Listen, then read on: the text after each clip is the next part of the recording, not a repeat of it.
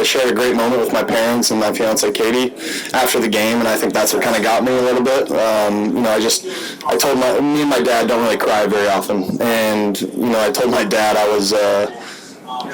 And my mom, but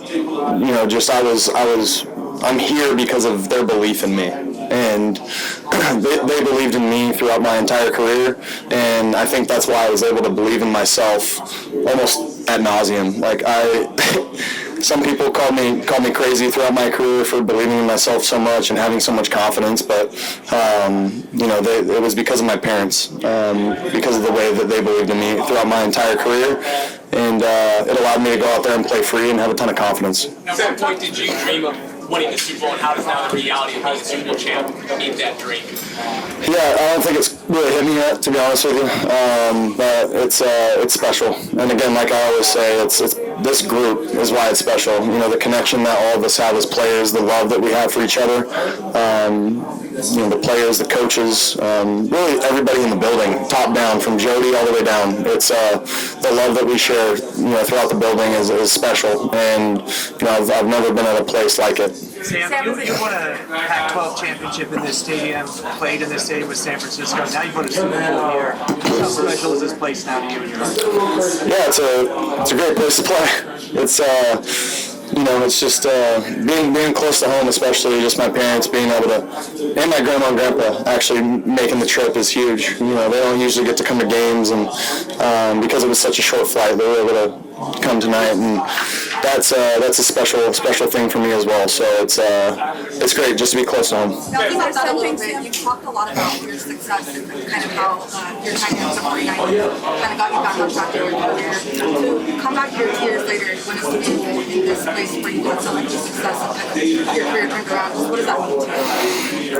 Yeah, it's a cool full circle moment, I guess. Again, I haven't really thought about it, but it is special to be doing it at this place, and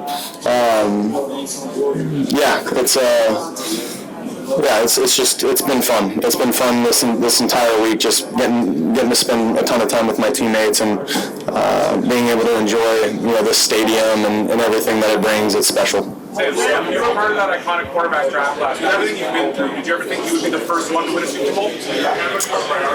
I didn't not believe that I would be it's special, man, and it's not, it's not about that. To me, it's never been about that. I'm just doing the best that I can every single day to be the best quarterback for the Seattle Seahawks. That's really what it comes down to. And again, I didn't have my best stuff today, but the team had my back. Our defense, our special teams had our back, and we just played how we always played. Resilient, and we came out on top. So it was pretty special. Sam, Ernest was just talking about how excited he is, how proud he is. He said that you were written off and things of that sort, but he said the team is going to rally behind you. When you hear that adversity that you've gone through, the fact that you're with several teams to make it to here and on this point, what does that mean to you? Yep. And what is your message to others who may be going through a challenging time? Yeah, it's unbelievable to have a guy like EJ in your corner. And I think he said it middle of the season, but he had a great quote, defending me, especially after that game in LA where I didn't play my best football and had a few turnovers. But everyone in that locker room believes in me. They've had my back from the jump, and I have everyone's back as well. That's just kind of how we roll as a team. And again, it's the journey and everything that comes with it, and being able to win a Super Bowl hasn't really sunk in. Even just saying it out loud, kind of it's an awesome moment that I was able to share tonight with a lot of my teammates and coaches. How did that journey make you a better player?